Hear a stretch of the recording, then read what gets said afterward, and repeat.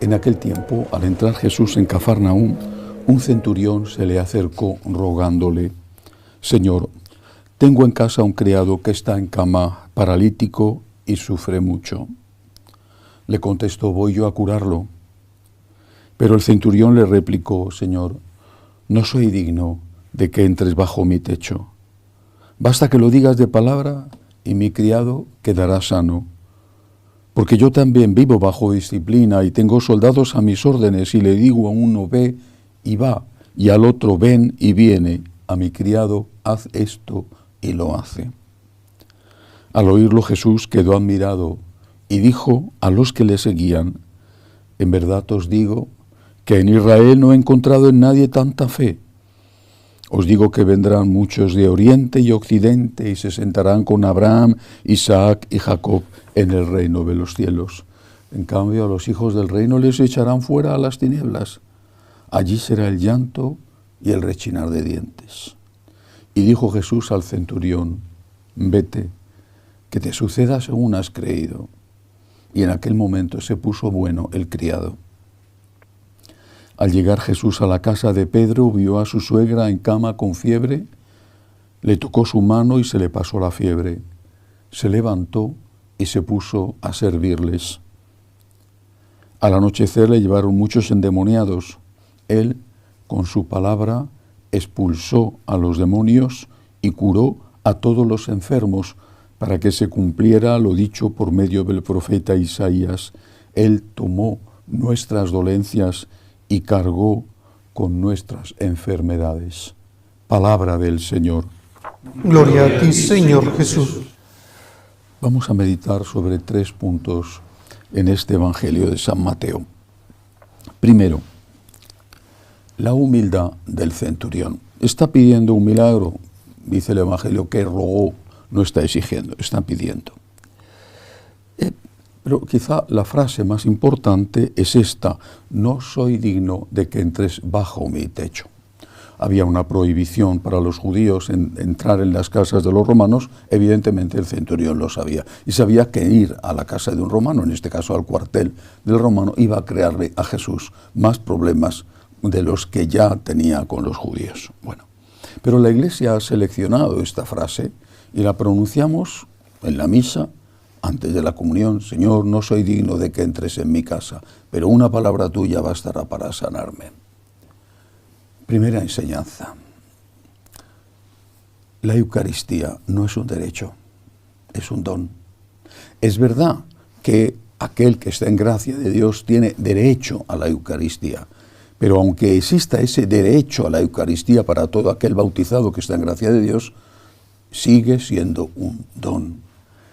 Esto no debemos olvidarlo nunca, porque hay cada vez más voces dentro de la Iglesia que hablan de un supuesto derecho a comulgar para todo el mundo. Y hay cada vez más voces que dicen que la Eucaristía es el viático para los pecadores, es la ayuda para los pecadores. Y es verdad, pero una cosa es que sea la ayuda para los pecadores, que es verdad, y otra cosa es que sea la ayuda para los que están en pecado, que es muy distinto, porque pecadores somos todos, también cuando estamos en gracia de Dios, porque somos pecadores desde el momento en que nacemos por el pecado original, más luego están los pecados personales. Somos pecadores. Empezamos la misa diciendo: yo confieso ante Dios Todopoderoso que he pecado mucho. Y no es una frase, pero una cosa es ser pecador y otra cosa es estar en pecado. La Eucaristía es el alimento que necesitamos nosotros los pecadores, pero para recibirlo hay que pasar por esa condición, hay que cumplirla: no estar en pecado, estar arrepentido de los pecados. No hay un derecho a la Eucaristía, es un don. Y como todo don, algo que alguien te da sin que tú tengas derecho a ello, el que lo da sí tiene derecho a poner unas condiciones. En este caso, la condición es evidente. ¿Cómo puedes ir a comulgar si estás enfadado con aquel con el cual vas a comulgar?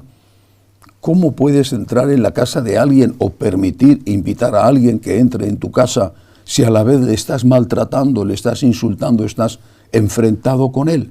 Vete primero a reconciliarte con tu hermano y luego ven a poner tu ofrenda. Vete primero a pedir perdón a Dios y luego, con mucho gusto, invita al Señor a que entre en tu casa. Eucaristía como don y no como derecho indiscriminado. Segunda enseñanza. Dice Jesús, después de haber tenido este diálogo con el centurión, dice Jesús a los que le seguían: en verdad os digo que en Israel no he encontrado en nadie tanta fe. ¿Tanta fe? ¿Por qué habla de fe Jesús? ¿Por qué? Podría haber dicho tanta humildad. Es verdad que aquel hombre tenía fe en que Cristo podía incluso a distancia hacer un milagro, pero también tenía humildad. La humildad de rogar y no de exigir, siendo él el que tenía la espada en la mano, podía haber obligado y exigido, haberlo intentado al menos. O la humildad, la falta de humildad, la soberbia, no solo de haber exigido, sino también de haber considerado una obligación de Jesús curar a este hombre, a su criado que estaba enfermo. Porque nuestra fe, si no es humilde, no es verdadera fe. La humildad es la puerta de la fe. Porque cuando eres humilde, es decir, cuando conoces a Dios y te conoces a ti mismo, cuando conoces la abismal diferencia entre Dios y tú, en ese momento estás siendo humilde y en ese momento estás siendo inevitablemente agradecido. Por eso San Agustín insistía y rezaba diciendo que yo me conozca y que yo te conozca, que yo me dé cuenta de quién soy verdaderamente, no de que soy un semidios, sino de este ser humano de barro que soy, que yo me dé cuenta y que me dé cuenta también de quién eres tú, el Dios Todopoderoso, el que ha creado las estrellas, el Dios infinito, pero también el Dios misericordioso, el Dios que por amor se ha hecho hombre, el Dios que ha muerto en una cruz, el Dios que se ha quedado en la más absoluta de las humildades en un pedacito de pan consagrado en el sagrario. Delante de esto, yo caigo de rodillas con humildad dando gracias, y ahí es donde llega a la plenitud la fe. En cambio, el soberbio piensa que tiene derecho a todo, piensa que no le debe nada a nadie, y piensa estúpidamente que es Dios el que tiene que estar agradecido con él porque él va a misa o porque él comulga o porque él intenta cumplir los mandamientos. La fe sin humildad no existe. La humildad es la puerta de la fe. Que yo me conozca, Señor, que me dé cuenta de quién soy, que yo me dé cuenta de la vasija de barro de que estoy hecho, que yo me dé cuenta, Señor, también de quién eres tú. Y así podré agradecerte, llevar la fe a la plenitud, podré servirte como tú mereces. Y ahí entra el tercer punto del Evangelio de hoy, porque es otro milagro. Es un Evangelio que nos cuenta dos y el segundo puede pasar desapercibido ante la importancia del primero, la curación del criado del centurión. En el segundo milagro está curando a la suegra de San Pedro, a la mamá de su esposa. Y dice: al llegar Jesús a la casa de Pedro, vio a su suegra en cama con fiebre. Bueno, la fiebre era un síntoma de una enfermedad. Seguramente en aquella época había muchos menos modos y remedios para atajar la fiebre y evitar que eso se convirtiera en una dolencia fatal. En todo caso, la señora estaba enferma en la cama con fiebre. Dice Jesús que le tocó y que se le pasó la fiebre de forma inmediata. Bueno, un milagro más, pero la lección viene ahora. Se le pasó la fiebre, se levantó y se puso a servirle. A toda gracia tiene que sucederle una acción de gracias. Si somos conscientes del amor de Dios, si somos conscientes de lo que Dios ha hecho y sigue haciendo por nosotros, Nuestra vida tiene que ser una Eucaristía, una acción de gracias. Por eso insistimos tanto, los franciscanos de María, porque es nuestro carisma, insistimos tanto en el agradecimiento.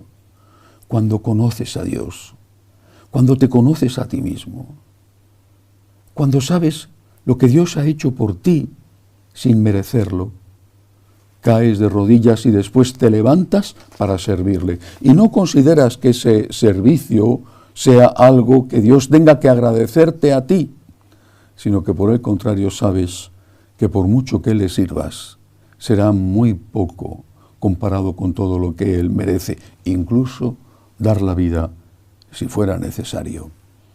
Demos gracias a Dios con humildad. Gracias por todo lo que nos da y levantémonos para servirle. Que así sea.